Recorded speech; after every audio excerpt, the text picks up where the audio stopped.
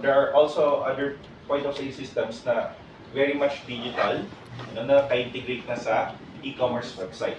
Okay? So, digital transactions is key. Even for, for cafes, di ba? Meron ka na rin integration with, yun, parang may point of sale system rin yung, Food Panda, Grab, di ba?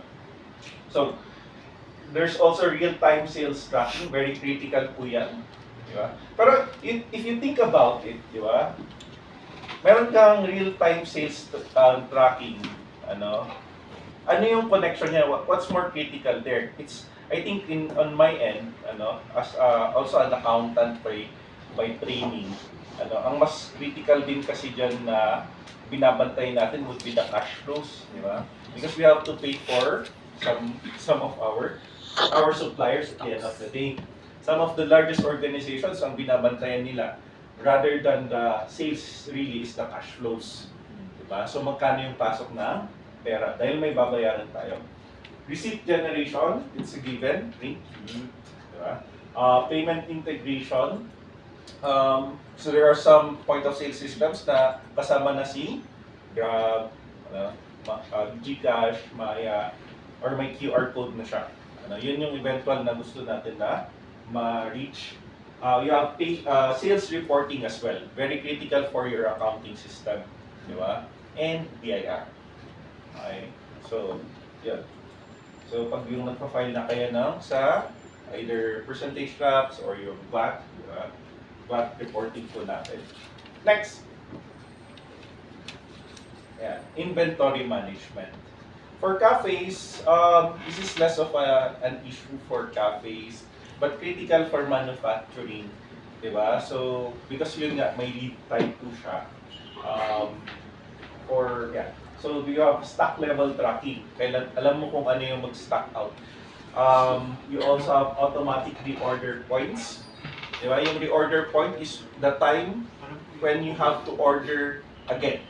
Because we don't usually order pa isa-isa. We order in bulk to a distributor or directly from the manufacturer. Otherwise, tataas yung cost natin. Pag pa isa-isa yung binibili natin pag mag-retail tayo. So we order in bulk, but it also comes with a lead time, di ba? It doesn't necessarily get delivered immediately. So you set up your reorder point. So that during the lead time, meron ka pa rin nagagawa, na ma-manufacture or nabebenta. Yeah, so that's called the lead time. So your reorder point is kailan ka mag-order. So yung reorder point, say for example, sinet mo siya as 10 pieces. So meron ka pang ibebenta until dumating yung new order mo. Okay, so yeah.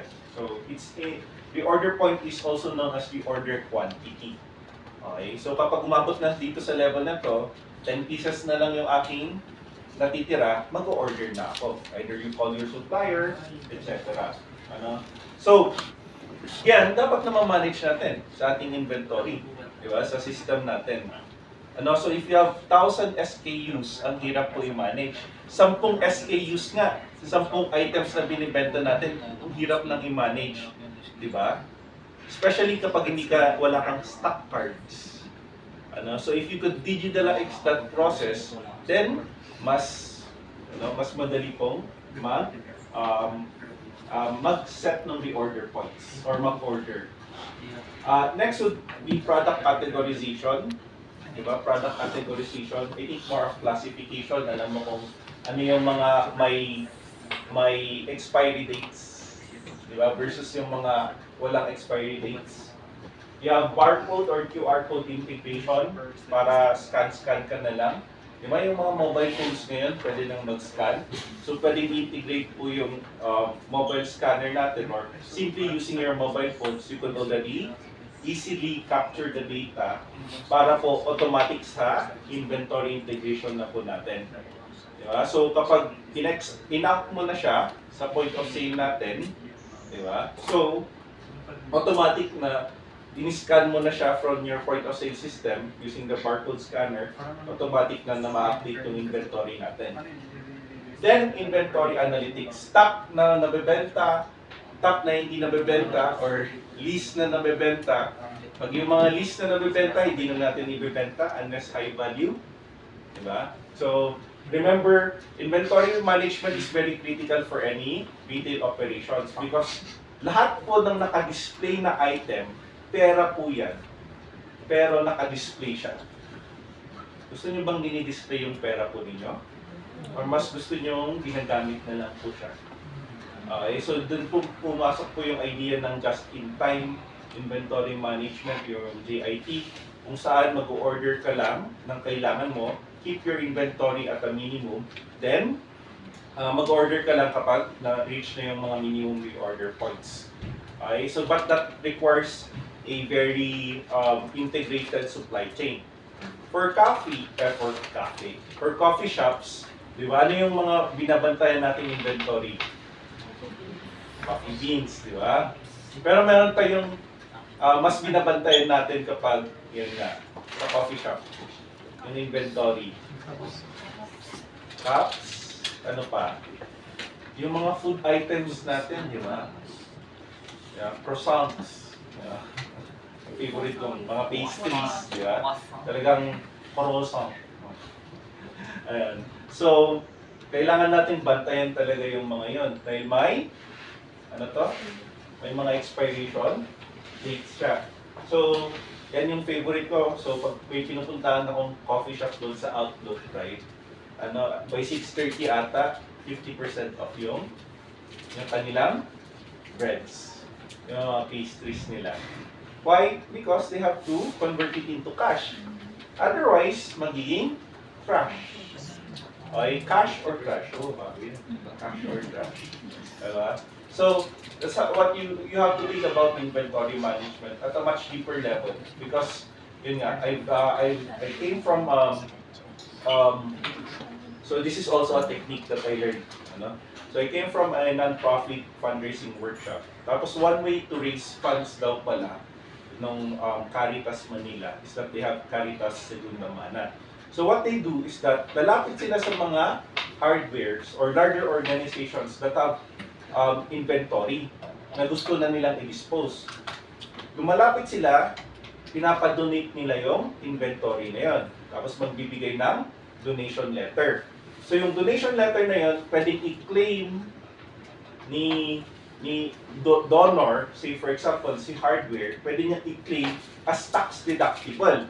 So bababa yung kanyang babayaran na tax. Tapos parang meron pa siyang altruistic na or meron siyang good feeling dahil nakapag-donate siya. Pero ang primary purpose pala nun is to what? To reduce their taxable income. Okay? Kaysa naman sa masira na lang yung inventory.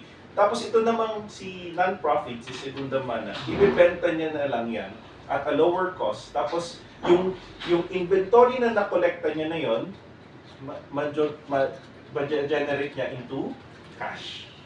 Okay, so parang, oh, that makes sense, di ba? So, that's something that you could also think about, di ba? If you have big inventory items, you need to push that kasi dahil storage space yan eh. Nasasayang yung storage space mo. Kailangan mong either ibenta yan ng mabilisan or i-donate mo na lang. Tapos kuha ka ng donation letter or agreement para pwede mo siyang gamitin as tax deductible. Kaysa naman sa maging cash. Hello? Dami. Actually, if I talk about inventory management, it will take me 3 days. Ano ba yan? So, customer relationship management. I think this is one of the things na hindi masyadong nabibigyan ng pansin, especially for retail businesses. Dahil nga, yun nga, parang transactional, heavily transactional ang retail. Even manufacturing, heavily transactional. But is there a way to increase your sales from one person? So sabi nga nila, it's easier to retain a customer than to acquire a new one. Yeah, it's easier to retain a customer than acquire a new one. The same is true with the cost. It's costlier to acquire a new customer than to retain a customer. Yeah? So, customer relationship is key. Diba? And in times of, yun nga, competition, your loyal customers will always go to you. Ano? No, customer relationship is very important. At the heart of any customer management system or process would be the database. Meron po ba kayong database ng mga customers po ninyo? For cafes, for example, meron po ba kayo nun? Are you able to capture their data? Are you able to personalize their data? Like, I was watching a video of Starbucks recently. Because they're really integrating technology into their systems.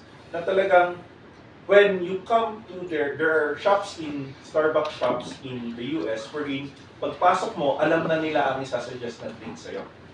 Given the locality, given the temperature, given the weather conditions, so alam niya kung ano yung i-recommend na coffee sa'yo. Diba? Based on your past also purchases from them. And it's the era of hyper-personalization now. Ano ang tinatawag nilang hyper-personalization? It's basically being able to connect at a much deeper level with your customers and personalize your products to the wants and needs, requirements of your customers. Dahil nga mas madali nang mag-process ng data with AI, with machine learning. So, hopefully we get to that point. Na you go into so for example, recently, so this is basically automating your human interaction, yung hyper-personalization. So, I went to a coffee shop, along Session Road. Tapos, oh, welcome back. Would it be the same coffee drink that you had last time? Diba? So, hindi to, human to. Pero, feeling ko, hindi niya naman ako talaga na-recognize. Pero, parang more or less, nakita niyo na ako as a previous client because I went there several times. So, that pwede nang gawin ng machine. So, pwede nang, or, another way to think about is that you could focus on building relationship, and let AI or your digital processes do the rest of the work.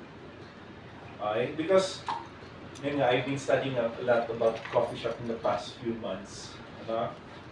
I've seen coffee shops all around the world. I've been to coffee shops all around the world. And really at the core of most coffee shops would be, parang two strategies yan eh. One would be going talagang parang franchise method, tapos yung processes, tapos selling beans, both online, in person, etc. And there's another strategy for you build a community, diba? So that customers will get back. So you have those types of strategies. And yun nga, for especially what I saw in Baguio would be more of really community building. Having loyal customers go to your shop on a regular basis, etc. For smaller coffee shops, maybe yun nga, they might want to consider going retail, retailing coffee beans, etc. Going online. So, yun. There are a lot of strategies, but yun nga, technology really plays a role in all of these things. Even community building. Hello? So, yeah. So, customer database. So, you need to know your customers, even their purchase history. Ito. So, when you're community building, you have loyalty programs. Yeah, so that's your strategy. For manufacturing, it would also be good if you have some form of loyalty programs, or at least discounts to regular customers, small clients. So I know of a knitting business, that started as it's still a social enterprise until today. But sobrang lumaki na siya na parang hindi na siya interested sa mga grants, mga pautang, because they're very much sustainable. So what are their strategy? One would be their B2B sila, business to business. So they go to high-end hotels and sell their products there. Diba? There was this story, diba, na when you sell, magkano yung bottled water ngayon? na 350 ml. Pag bibilhin natin sa grocery, it's 12. Pag bibilhin natin sa restaurant, magkano? Or sa SM? 25. Diba? So from 12 pesos, naging 25 pesos. Pag bibilhin natin sa aeroplano, magkano? 50. 50 pesos, 100 pesos. Diba? So the point is that the same product, depending on who your target market is, diba, can be at a different price range. Diba? So, yun nga. Ano na ulit yung point ko to? My point here is that the same inventory product, targeting different customer segments would have different costs. So, yun nga. So, nag-focus itong siniting company sa mga B2B. So, mga pa-premyo sa mga, or pa-giveaway sa mga events nila, or sa employees nila. And so, they go to the higher end of the market. And they've been sustainable over quite some time already. Another strategy they're pursuing is that meron silang Shopee, and meron din silang Shopify. So they're also digital. So yun naman yung B2C client nila. Alam naman natin B2B, business to business, B2C, business to customers. Diba? Meron din tayong C2C, customers to customers. Diba? Yan yung mga online marketplaces. Yeah. Alright, so loyalty program, customer communications, how do you reach them? How do you tell them na may pa-promo kayo? Meron kayong inventory na hindi nyo na mabenta, how do you let them know that they can get it for discounted prices? Yeah. So, customer communications, how do you communicate with them? Just be careful with data privacy. Just make sure na you got their consent before you send customer communications. And feedback management. Diba? So there was this business in the outside of the country, I forgot where. Pero yung business nila is to prevent negative reviews. So how do you prevent? So this is for the hotel industry naman. So what they do is they get feedback first.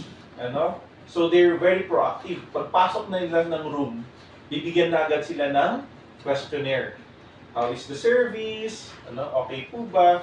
So that even before maka-experience or even if meron na experience si client na bad experience, bad service, maayos mo na agad before pa sila mag-feedback sa Google Maps or sa Facebook or anywhere else. Diba? So dapat meron tayong means to manage the feedback. And we're just talking about retail. For service, malayong mas importante ito. But we're emphasizing it for retail businesses dahil nga hindi siya natututukan minsan ng mga retail businesses. Okay? Hi. Okay pa po ba kayo? Yes, sir. Now, so let's proceed to AI, artificial intelligence. So there was this funny thing, we've been talking with someone from the Philippine Carabao Center to try and integrate something with their systems. And tagal namin pinag-usapan AI kami ng AI. Akala ko we're talking the same AI, about the same AI. So I'm talking about artificial intelligence. Sila pala, medyo na-realize ko na iba pala yung pinag-usapan namin nung naglabas siya ng parang needle. Tapos sabi niya, ito yung pinapasok namin sa genitals ng baka. Yun pala, they were talking about artificial insemination. Insemination. Big difference, artificial intelligence. So, anyway, so hindi po AI. So when we talk about AI in the context of digital, it would be artificial intelligence. Okay, so where can AI help you? So artificial intelligence. Later on, we'll see we'll demo some of the things that AI can do for you. Pero quick question lang. Sino po dito ang nakapag-question and answer na sa AI? Kahit anong AI. ChatGPT, Claude, Gemini. Ayan, okay, very good. Sino na ang nakapag-generate ng image dito using AI? Okay, very good, very good. Okay. Sino na po nakapag-generate dito ng video using AI? Ayun, video. Okay, very good. Si CJ, nakapag-generate na ng video from AI. Okay. Sino na pong nakapag-generate ng audio using AI? Ayan, si CJ lang. And I was watching a reels recently. Meron itong si Google, nag-release sila ng notebooks LLM. Basically, ilalagay mo doon yung knowledge base mo, websites, documents, etc. Tapos pwede kang mag-generate ng podcast using the document. So you don't need humans anymore for a podcast.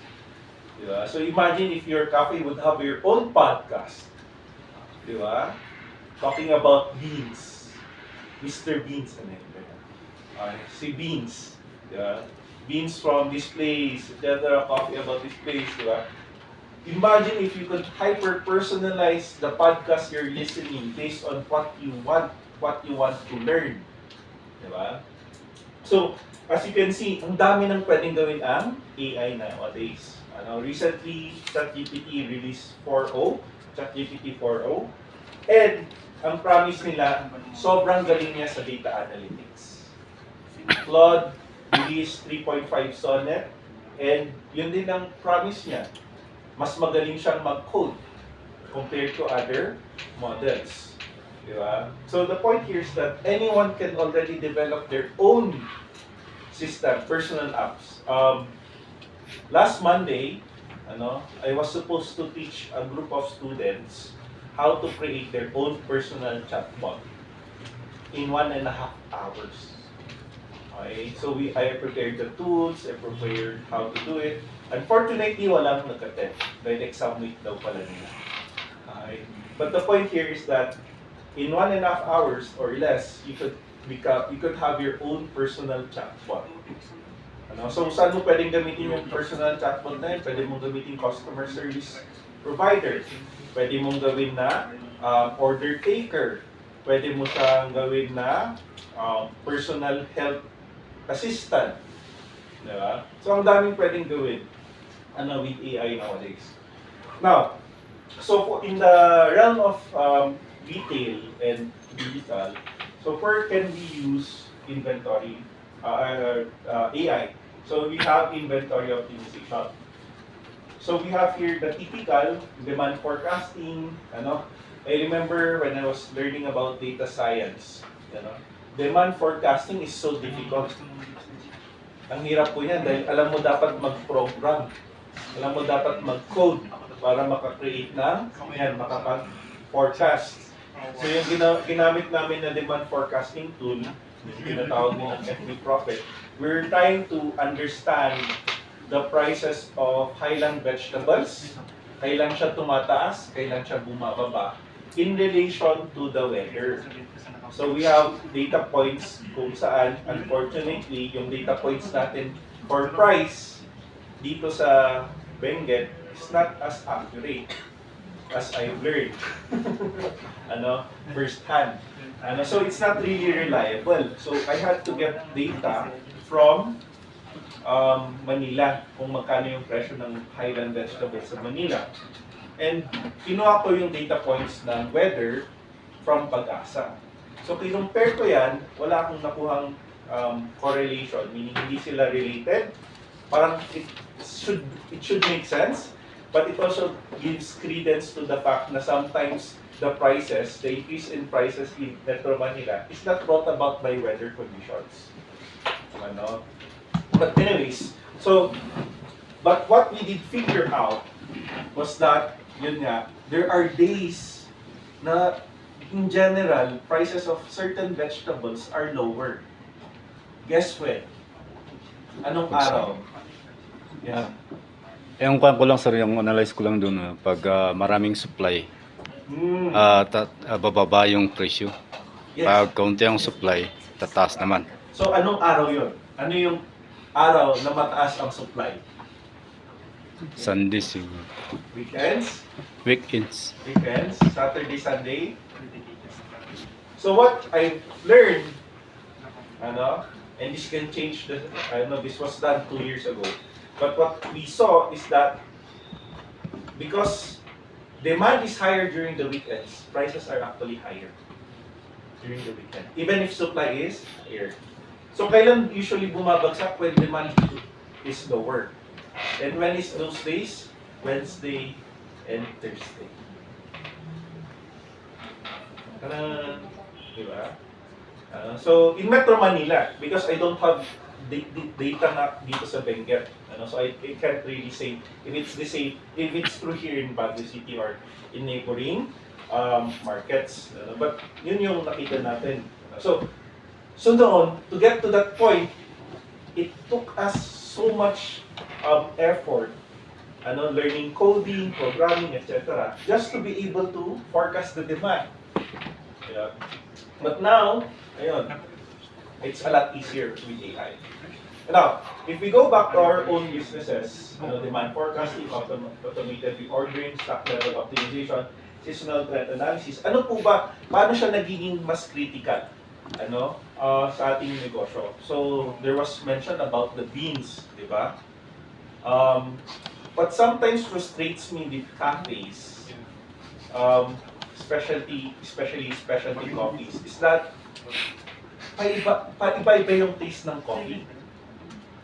Di ba? Paiba-iba yung taste ng coffee na one day medyo fruity, medyo winey, next day medyo chocolatey, next day, parang paiba-iba yung lasa.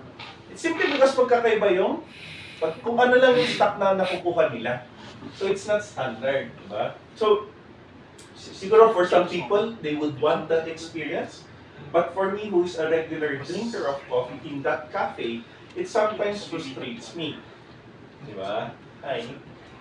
So I think if you look into the reason why, if you dig deeper on the reason why there's such difference in taste profiles, is simply because kung ano yung available na beans. Di ba? Na stock.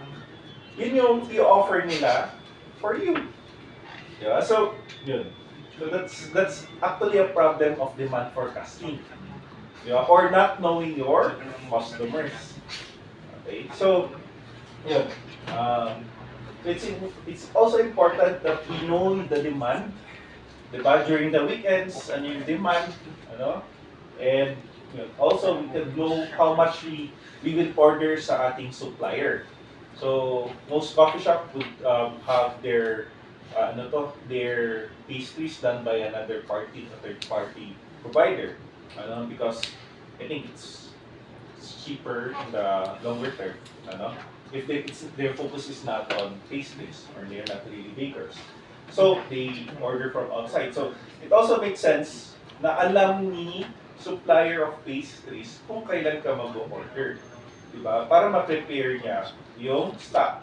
What I see in some coffee shops, especially the ones that I work with, is that ang dami nilang croissant. Patong-patong, croissant. And yun nga, hindi naman maubos ka agad. So ayaw naman nila ibenta at a discounted rate. So anong ginagawa nila? Sila mismo kumakain. Sawang-sawa na sila sa croissant. So